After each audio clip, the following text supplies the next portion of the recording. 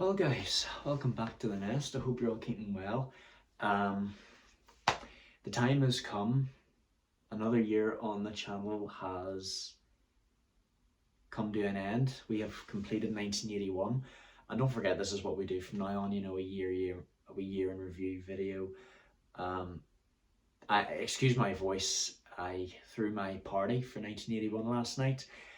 My friends and I had such a great night. We all went into Belfast. I hired a private room like I did last time. This is what I do every time I throw a wee party. But anyway, since we've come to the end of another year, I have to say I'm really relieved that it didn't take a year to complete, unlike 1980. We've managed to get through it okay. The reason why the end took a while was because it was Christmas and I had nowhere to book. But anyway, let's do the top 10 highest grossing movies of 1981. There were a lot. Some honourable mentions are Escape from New York and Mad Max 2 and The Evil Dead. Obviously they were fantastic moments. And I do have to say I did really enjoy An American Werewolf in London and The Fox and the Hound. But anyway, this is the top 10 highest grossing movies of the year. In 10th place, Time Bandits. Yes, I have to say this movie was alright. It was great to see Sean Connery again. You know, he's got a full-on beard in this movie. Such a big change for him. It was a wee bit strange, you know, seeing the big giant with the ship on its head. But yeah. In 9th place, The Four Seasons. I feel like this movie was a wee bit too romantic for me. You know, all their friends are together in this big holiday home. And it was hard to understand. I couldn't activate the subtitles, but I won't say too much about this. Anyway, in 8th place, For Your Eyes Only. You guys know I love James Bond very much. This is probably one of my favourites. You know, I enjoyed the theme song. I love the action and the cinematography. And Scaling the Cliff, I mean, that has to be one of my favourite James Bond moments of all time. But yeah, I just don't know what it is about this one, but it's probably just the theme song. This is one of my favourite James Bond movies. Moving on. In 7th place, where is it? Here we are. Chariots of Fire. You guys remember I did this movie and it was very emotional, so it was. There was a lot of sports. I don't, you guys know yourselves, I don't really understand sports. But it was good to watch nonetheless. In 6th place, The Cannonball Run. This movie was very, very funny. I did really enjoy seeing Roger Moore in this. You know, he just gets to be James Bond, like basically a James Bond ripoff, while also being himself. I loved seeing Burt Reynolds and Dom DeLuise. I love how they were so close to winning that race, but then I think Dom DeLuise's character wanted to be that superhero or something. I just love the ending to it. It was really, really funny, you know, racing throughout the whole of the United States. Maximum speed 55. Anyway, let's continue.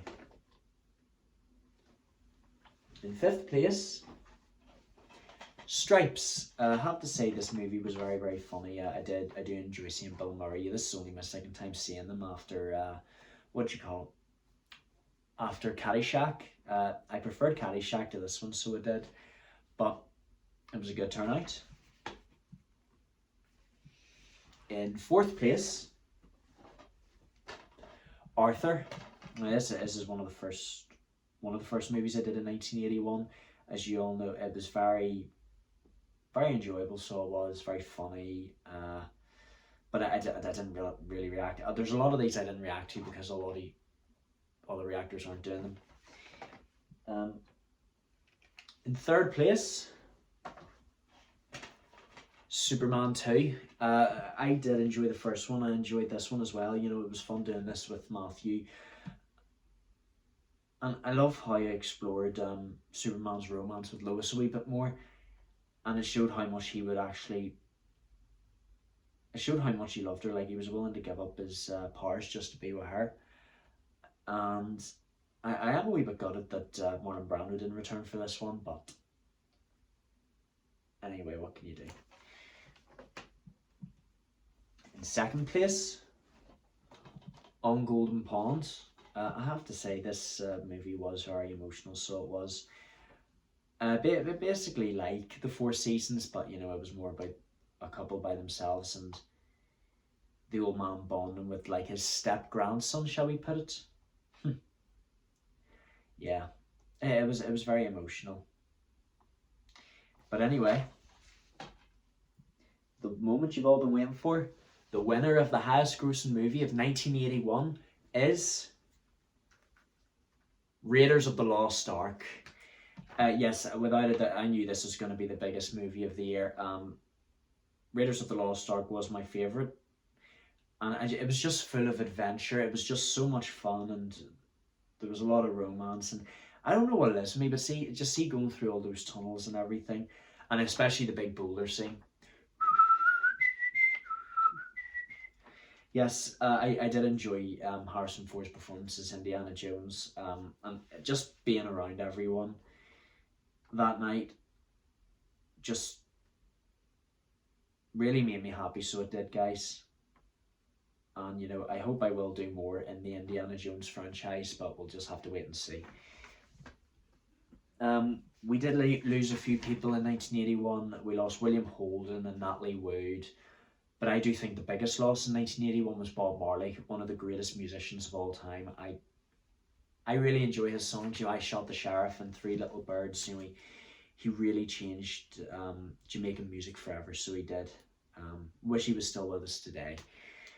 But yeah, that is the end of 1981, guys. I think this year's been much better than the last one. I do wish I had more exciting stuff. And without further ado, we move on to the next year, 1982. I'm really looking forward to 1982. I've heard the lineup for this one is really, really good. I don't really know what it is yet, but you know, something. If it is something we can look forward to, then I can't wait to do it with Holly. Yeah, I'm going to talk to my editors about maybe getting schedules worked out, and I think that they should also work on thumbnails for me, because I do try doing thumbnails myself. I'm not the best at them, but I am really looking forward to doing 1982. I am really excited for it, especially with all you guys by my side. We got to keep making this channel grow, guys, because I just want to make all of you happy. You know what I mean? I don't know when the first reaction for 1982 is going to be. I am away next weekend on a wee trip up to Londonderry, but with my friends. But afterwards, we're getting stuck into 1982. Can't wait for it, guys. Love you all to death.